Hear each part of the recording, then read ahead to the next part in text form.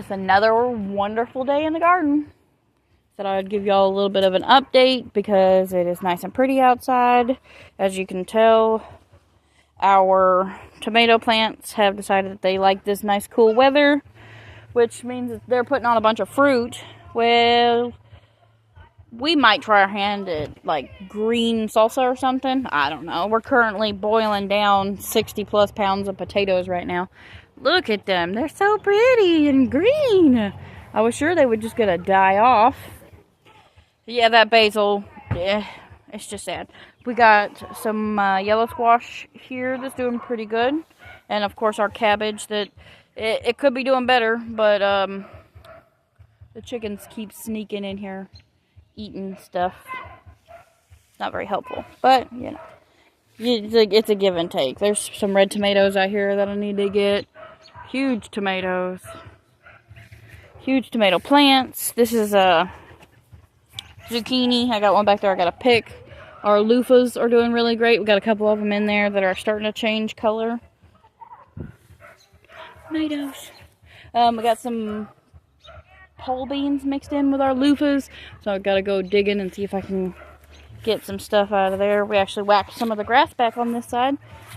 Catnip's still going strong. Our roselle hibiscus looks pretty good. Only problem with it is it hasn't put on one flower, so I'm worried about whether or not it's going to make anything before the cold sets in. I'm not 100% sure what this vine is. It's some kind of melon. As you can see, there's one right there. It might be a black diamond or something like that. We got one of our little garden helpers. This is our carrots. They're doing pretty good. We're leaving them, though, until next year. Some bush beans. Got flowers on them. A couple little cucumbers that have self-started. We pulled a couple of the bigger mullins and tossed them in the oven. Dehydrated them so that we can use them for tea later. Okra's doing good. Fig tree's doing good. Bees are doing good. We beat back these flowers, but they're starting to come back a little bit. I see a couple of strawberries in the back there that are surviving. Yeah. We're planning on planting a whole bunch of sunflowers against the privacy fence in the back.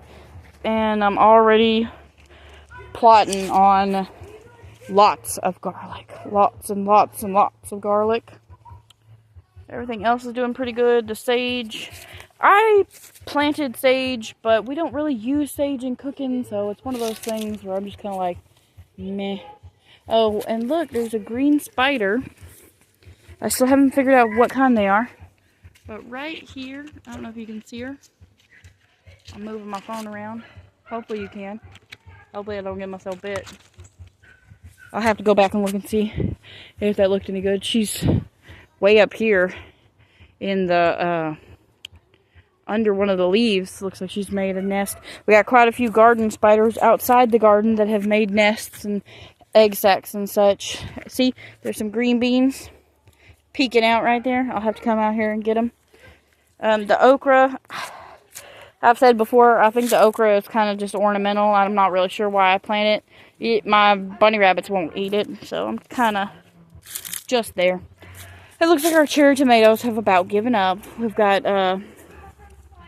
some more bush beans, and I'm trying to remember what else. I think beets in there. Got some broccoli right here. Of course, our chickens again. I'm hoping we got it fixed so they stay out of here. We got some beets or radishes right here as well. Our radishes in this bed are doing well. I cut back this little okra, but it's coming back, so.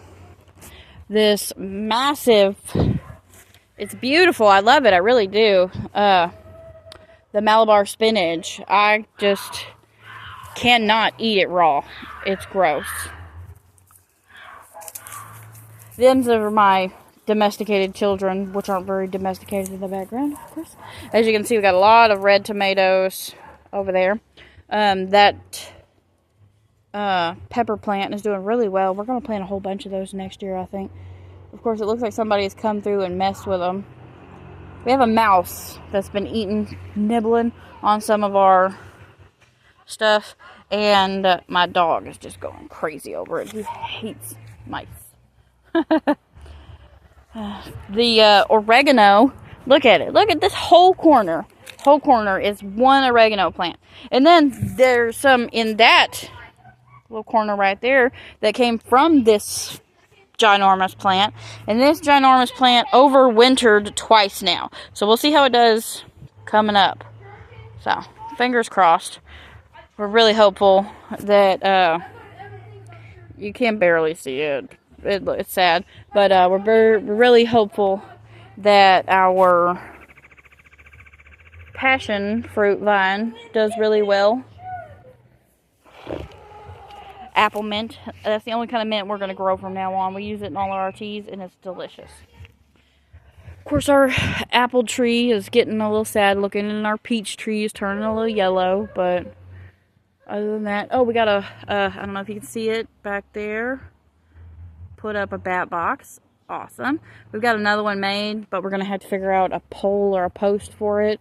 Because oddly enough, they shouldn't be put against trees. I don't know. I'm not sure where bats sleep normally after hearing that. But we got them put together, so we want to get them hung up and bring in as many bats and such as we can. We're very pleased with the amount of biodiversity we've had around here lately. Not sure what kind of seed that is. It's pretty. Shoot.